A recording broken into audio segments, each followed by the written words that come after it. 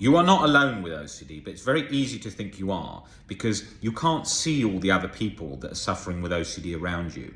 Now, I do get to see loads of people that are suffering with OCD all the time because that's the nature of the job. So every day I speak to people from all over the world with OCD, and in one morning you will suddenly see somebody from Japan, from Australia, from Israel, from France, from Germany, from Ukraine, from anywhere, right? And you realize that the one thing in common is they are stuck with chronic severe OCD. And it becomes very apparent. You imagine through history, all the people stuck with OCD never knowing what OCD is. Maybe they met together, maybe two people on a farm randomly just told each other their thoughts and they went, I've got that. And then they thought, oh my God, I thought I was the only one. I'm sure it happened in the past, but they didn't have help. They didn't have the understanding of what OCD was. None of that existed. So then you've got to ask yourself, in your current situation, how lucky you are to be in a position in the world today where you are meeting other people with OCD and understanding, as in social media, seeing other people suffering with OCD. But I see them personally every day, and you see very quickly, and in the WhatsApp groups, we see people all the time talking to one another and going, oh my God, I thought this particular thing about the universe and solipsism and being the only person who's real, or being concentrating on my blinking of my eye and being stuck in that, or being stuck in the visual of seeing the end of my nose and not being able to stop noticing it. And I thought I was the only one. No, you're not the only one. But it feels like that. Rarely are we the only one in situations in life, but it feels like that because when we're going through something and we haven't met somebody else, we are alone in our own consciousness. So we fixate on that and we can't see others in that way. We can't see others' problems. We think that all the people around us are just so-called normal people, in brackets. But in reality, people have got all complicated problems going on in their own lives. Maybe they've got a mother ill with a rare neurological disease. Maybe they've just had a problem with their relationship because of some particular situation they thought was unique. Life has shared suffering because we are humans living on this rock, floating through outer space, and there is suffering there.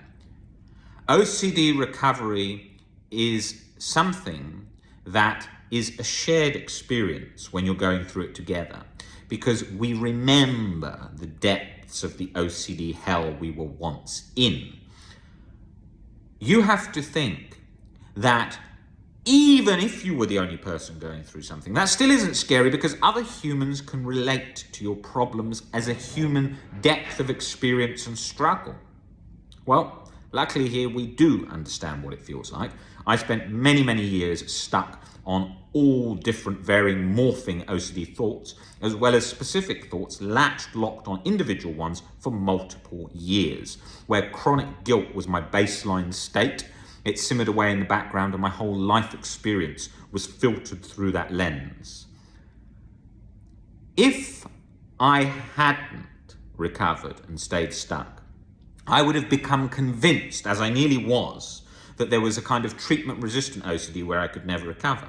But that wasn't the case. It's just I'd been stuck for so long. My default baseline state of peace was chronic guilt and anxiety, so I couldn't imagine being any other way. And I also thought, hey, I'm a reasonably smart guy. Why can't I change my perspectives? I've read most things on OCD, and because I was functioning on recovery on a very surface level, I couldn't get under those roots of the chronic guilt and anxiety cycle.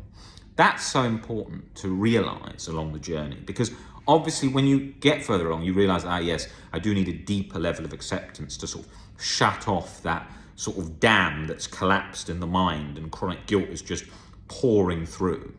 And chronic guilt made up a lot of my experience. Felt like I was on death row 24/7 with chronic guilt and anxiety as just like every emotion that I was experiencing.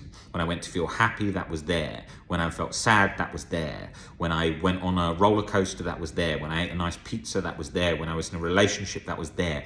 It was just like that was the source of the water that was flooding the brain. Like if you think of a river, they're like running through the body and the sort of the life form of what you're experiencing. That was just guilt and anxiety all day long there. And I was just in that all the time. So I know where you are in whatever thought it is, existential, HOCD, harm OCD, relationship OCD, anything like that. I mean, there's 2,000 plus videos on this channel covering so many different ranging OCD thoughts and fears. We're very aware of exactly where OCD is trying to keep you locked, trapped, and not let you out. That's what OCD does.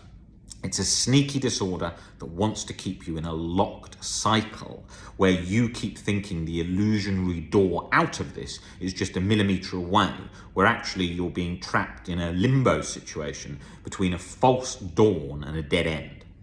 You can recover. You can get there. Reach out to us. We're very easy to approach. We understand OCD, and there's nothing you could surprise us with that we haven't heard before.